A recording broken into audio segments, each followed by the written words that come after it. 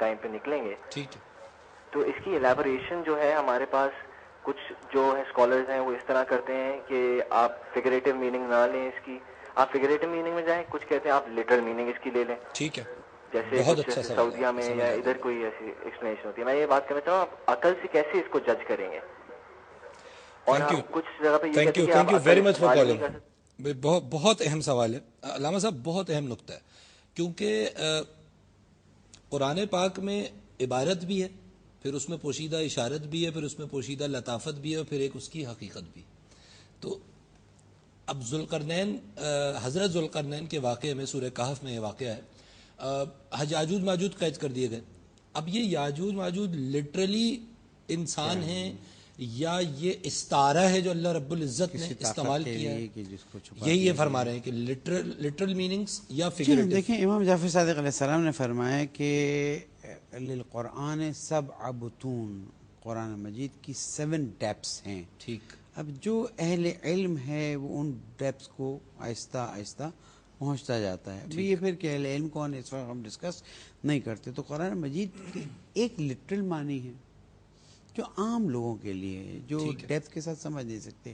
لیکن اس کے بعد جب ہدایت اور رہنمائی کے ذریعے انسان آگے بڑھتا رہتا ہے تو پھر دیکھیں کہیں ہے کہ ہدی للناس و بینات من الہدی ہے, کہیں ہے ہدی للمتقین.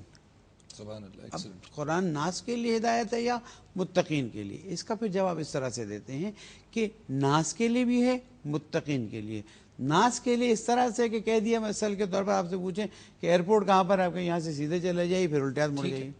متقین کے لیے کہ گاڑی میں بٹھایا کہ چلو ایئرپورٹ پہنچا دیتا ہوں. نقطہ یہ ہے علامہ صاحب, کیونکہ ایک اور کال ہے, نقطہ یہ ہے جو ان کا سوال تھا کہ اس عقل کو پھر کس طرح ایکسرسائز کیا جائے اس قرآن کو سمجھنے کے لیے. دیکھیں قرآن تنہا سمجھا نہیں جا سکتا, اس لیے کہ رسول اللہ صلی اللہ علیہ وسلم فرمائے انی تارکم فیکم الثقلین کتاب اللہ و عترتی اہل بیتی.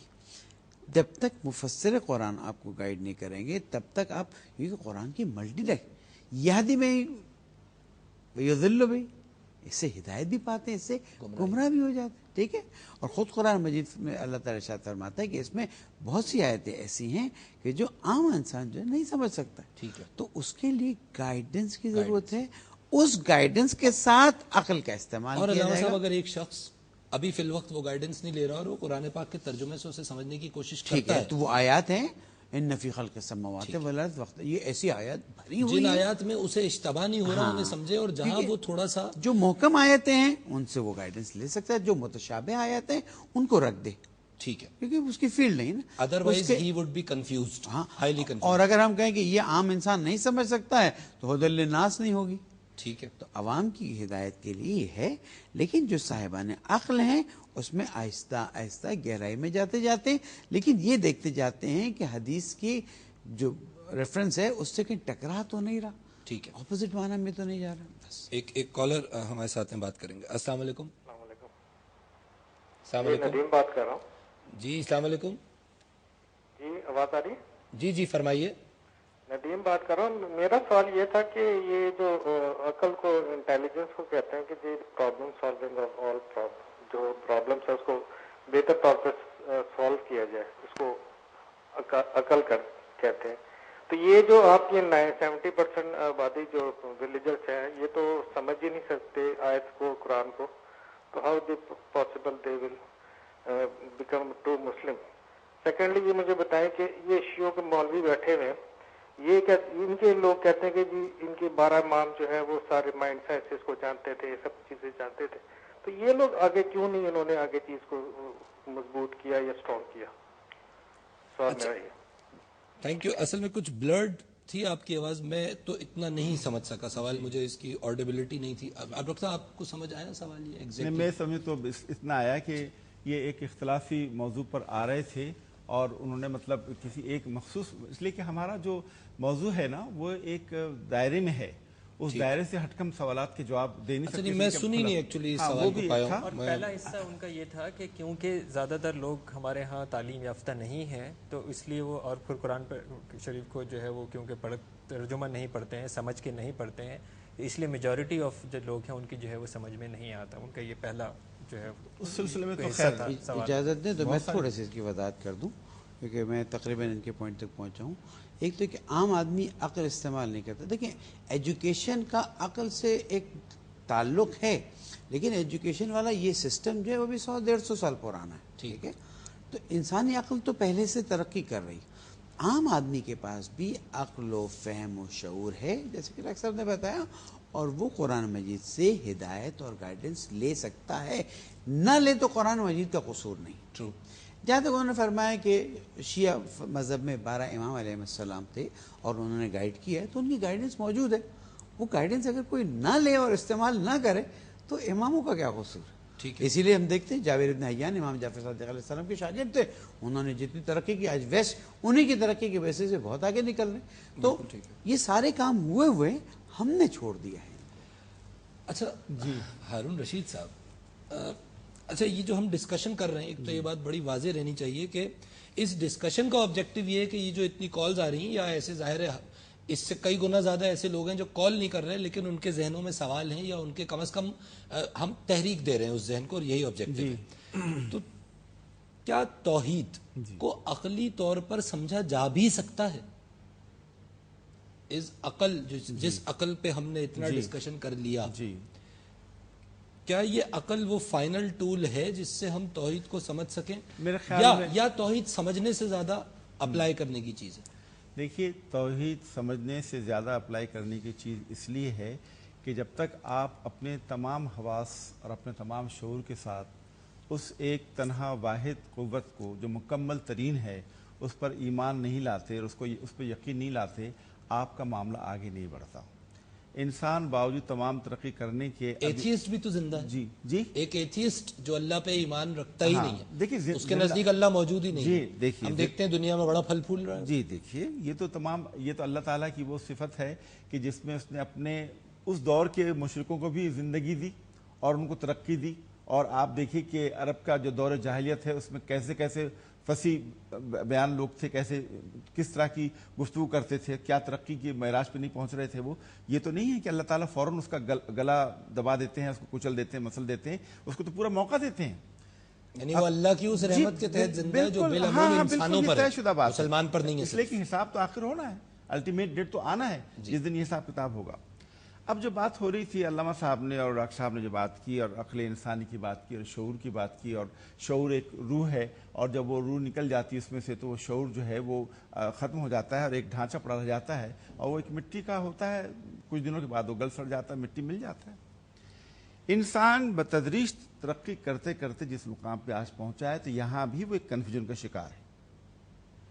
اس لیے کہ بسا اوقات انہوں نے کہا کوئی انوینٹر ہے، وہ خود بہت سارے معاملات میں کریٹر بھی بن چکا ہے. یہاں آنے کے بعد وہ اکثر سوچتا ہے کہ میرا مقابل کون ہے، کہاں میں اپنا اندازہ لگاؤں، کہاں تعین کروں اپنے مقام کا. تو وہاں کے تھوڑا کنفیوز ہے وہ جیسا کہا گیا ہے کہ خالق ہوں یا خالق مخلوق نما ہوں، معلوم نہیں مجھ کو کہ میں کون ہوں، کیا ہوں. اب اس صورت میں آپ یہ دیکھیے کہ عقل کے بغیر، جیسا آپ نے بھی سوال کیا ہے کہ توحید کو پہچاننا، تو توحید کو پہچاننے کے لیے عقل جو ہے آپ کو مختلف راستے، مختلف راہیں فراہم کرتی ہے. آپ کو اندازہ لگا کے بتاتی ہے کہ کوئی چیز، جیسا کہا گیا تھا کہ بجلی کڑکی تو اس نے کہا کہ یہ میرا خدا ہے. چاند نمودار ہوا، اس کی روشنی دیکھی تو اس نے کہا یہ میرا خدا ہے. صبح کا ستارہ دیکھا تو اس نے کہا میرا خدا ہے. مگر جیسے جیسے اس کی شعور نے ترقی کی اور اس کو معلوم ہوا کہ تمام چیزیں فانی ہیں، تو وہ ایک لا فانی چیز کی طرف گیا کہ وہ لا فانی چیز کو نظر جو نہیں آتی، وہ لا فانی چیز کی خدا ہے. اور اس کے بارے میں اس کو جو علم حاصل ہوا قرآن سے، نبیوں سے جو حاصل ہوا، اس میراث سے جو حاصل ہوا، اس کے بعد اس نے سوچا کہ یہ تو میرا خدا ہے. اور اس توحید کو سمجھنے کے لیے اس بات کی طرف آنا ضرور چاہیے. میرے خیال میں ہم آ بھی چکے ہیں کہ توحید کا تعلق جو ہے انسان کے اس عمل سے ہے جس میں وہ خدا کی خدائی کو کسی کو شریک نہیں کرتا. ٹھیک. اور وہاں جب شریک نہیں کرتا اس کو ہدایت بھی دی گئی ہے کہ تمہاری اس شرکت سے جو ہے تمہارا توحید کا مسئلہ جو ہے وہ شک آلود ہو جائے گا، تشکیک کا شکار ہوگا. تو یہاں آنے کے بعد بحث کا ایک نیا رخ آتا ہے کہ کیا جو توحید کے اور وحدانیت کے معنی بتائے گئے ہیں، کیا انسان اپنے طور پر سمجھ سکتا ہے کہ اس اکائی کو تقسیم کر سکے. یہ اکائی کو جیسا کہا گیا کہ عہد کی اکائی ہے، اس کی جمع بھی نہیں ہو سکتی، واحد کا صیغہ بھی استعمال اس میں نہیں ہو سکتا. تو اس صورت کے اندر آہد کی جمع نہیں ہے، واحد کی جمع ہے. واحد سب کے ساتھ اکیلا اور آہد سب کے سوا اکیلا، سب کے سوا اکیلا ہے. Only existing body. یہی بات ہے، یہ اس صورت کے اندر ہمیں اس طرف آنا ہوگا. اس پہ ہم آتے ہیں. ایک ڈاکٹر صاحب آپ کو انٹرپٹ کر رہا ہوں, وقفہ ہمیں یہاں پہ لینا ہے. ناظرین ڈسکشن میں ہمارے ساتھ رہیے گا, وقفہ لے کے حاضر ہوتے ہیں.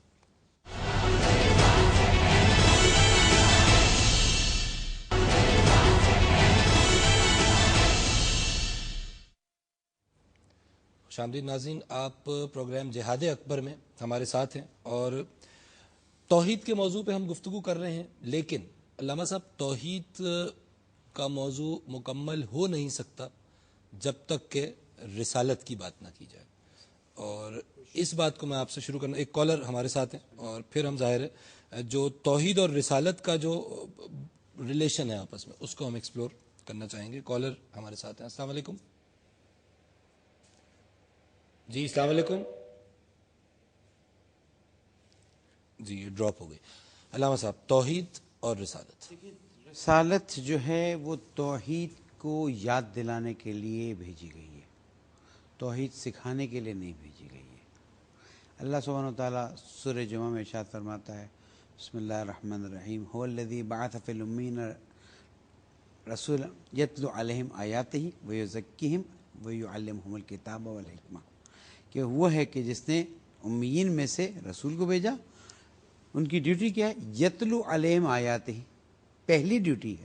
اچھا, یہاں پر آیات سے مراد آیات کلام مجید صرف نہیں ہے, it's a part of it.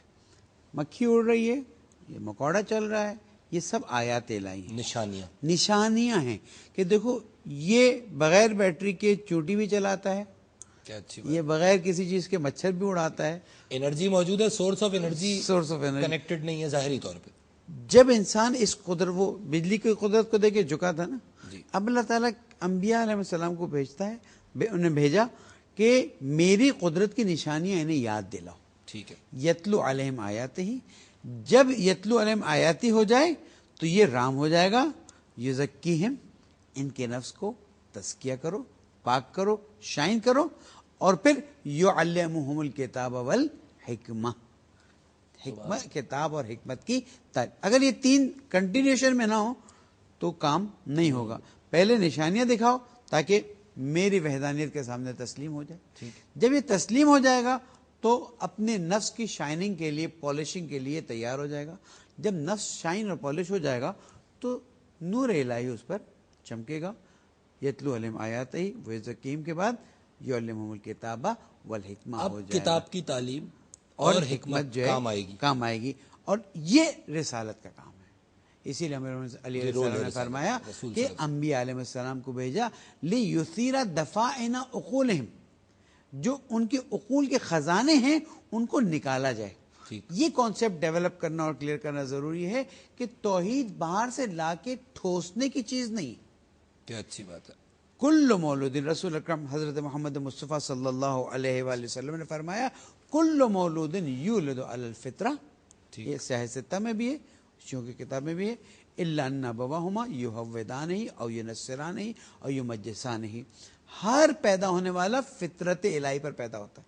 ٹھیک. صرف مشکل یہ ہے کہ یہودی اپنے بیٹے کو یہودی بنا دیتا ہے, نصرانی اپنے بیٹے کو نصرانی بنا دیتا ہے, اور مجوسی اپنے بیٹے کو مجوسی بنا. ٹھیک. تو توحید جو ہے وہ اللہ سبحانہ و تعالیٰ نے انسان کو اس کی پیدائش سے پہلے عالم ذر میں الہام کر دیا. الم عہد الیکم یا بنی آدم, اے بنی آدم کیا ہم نے تم سے پہلے وعدہ نہیں لیا, جو عالم ذر کی طرف اشارہ ہے. الست بربکم, پھر وہ الست بربکم کی منزل آتی ہے. تو یہاں پر اللہ سبحانہ و تعالیٰ انسان کو یاد دلانے کے لیے انبیاء علیہ السلام کو بھیجتا ہے کہ انسان یاد رکھو, میں نے تم کو پہلے بتایا تھا کہ میں ایک ہوں, میرے علاوہ کوئی تمہارا رب نہیں ہے. اللہ تعبدوا الا ایہ وبالوالدین احسانا, کہ پھر یہ بلٹن ہے. تو جس طرح سے بیج کے اندر سے مالی پھول نکالتا نہیں ہے, پودا نکالتا نہیں ہے, صرف پانی دیتا ہے, کھاد ڈالتا ہے, آکسیجن, دھوپ, اسی طرح انبیاء علیہ السلام انسانوں کو توحید کی طرف توجہ دلاتے ہیں. کیا اچھی بات ہے کہ بیج کے اندر پھول موجود ہے, اس کو جب آپ پراپر نرشمنٹ دیں گے جو اس کی ضروریات ہیں, پھول ظاہر ہو جائے, نہ ایکسٹرا نہ کم, بہترین پھول. اس طرح اس بیج کے اندر توحید موجود ہے, پراپر نرشمنٹ سے, پراپر انوائرمنٹ سے, پراپر ماحول سے وہ توحید پنپے گی اور وہ انبیاء علیہ السلام کی ڈیوٹی ہے. اور وہ انبیاء علیہ السلام یہ پانی دینا. بس اس نقطے کو اگر سننے والے سمجھ لیں کہ توحید کو باہر سے نہیں ٹھوسا جا سکتا ہے, انسان کے اندر موجود ہے, اسی کو نکالنا ہے. اب یہاں ایک سوال پیدا ہوتا ہے اور بیچ میں وقفہ بھی لوں گا, اور بلکہ اب کال بھی ہے مجھے بتایا گیا ہے, تو پہلے کال لے لیتے ہیں. السلام علیکم. وعلیکم السلام سر, میں نعیم بات کر رہا ہوں. جی اور آپ کا پروگرام ماشاء اللہ بہت پیارا ہے, اللہ آپ کو جزا عطا فرمائے جو آپ کام کرنا چاہ رہے ہیں. شکریہ.